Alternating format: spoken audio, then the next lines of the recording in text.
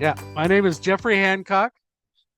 I've been writing since 20, 2015, but I didn't finish my first novel until 2017.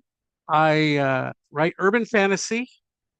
Uh, I've got five books in the series right now, with a sixth one due to come out as soon as I finish it. I pondered for a moment while I was working, or while I was at work. I used to own a barber shop. Um, you see all of these stories about heroes, and they're always these teenage boys on a farm. Then their parents are horribly killed.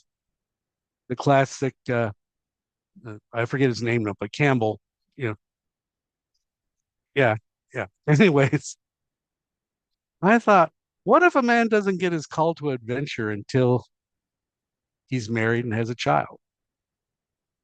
How does he integrate trying to right wrongs, thwart evil, and still make it to his daughter's dance recital?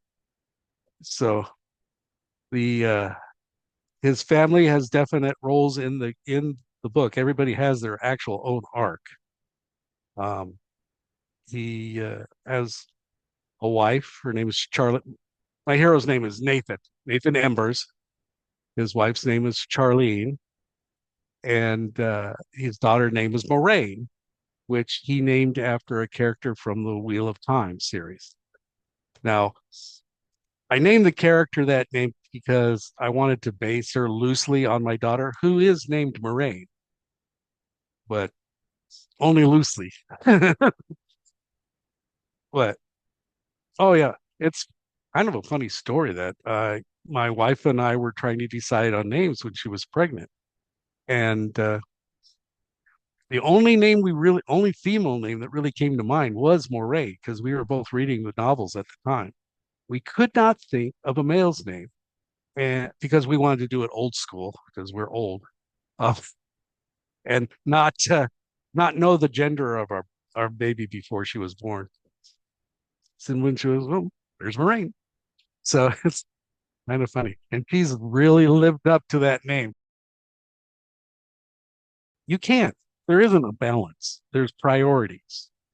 And my family has always been my number one priority, even to the detriment of my own health, to be quite honest.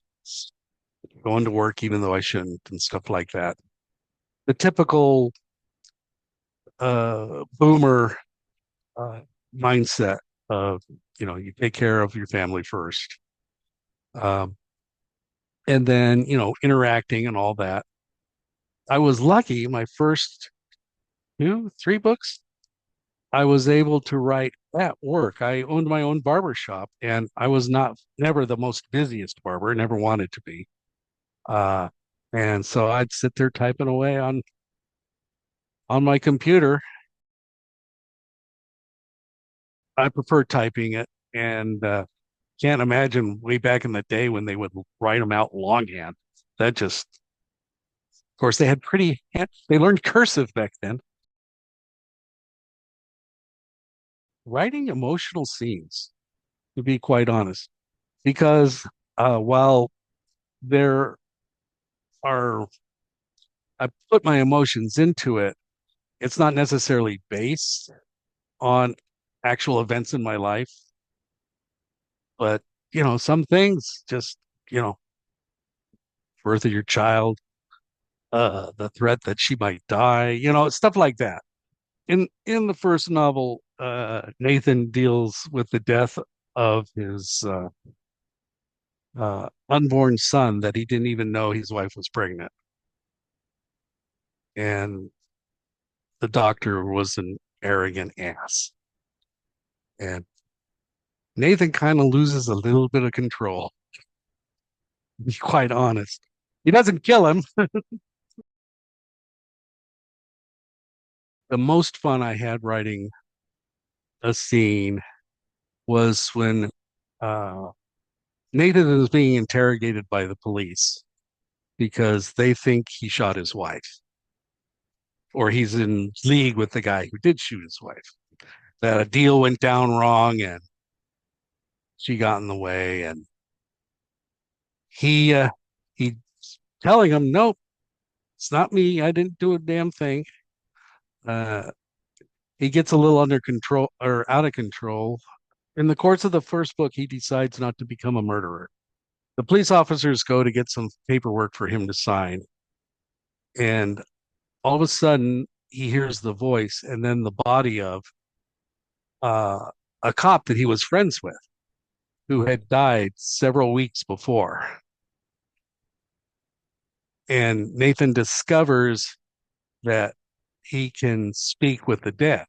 The line he says after he realizes that his character is dead and talking to him, he goes, "Oh my God, I've turned into Jennifer Love Hewitt." He does go on to say that he's become a medium, which is quite rare, so that makes him a medium rare.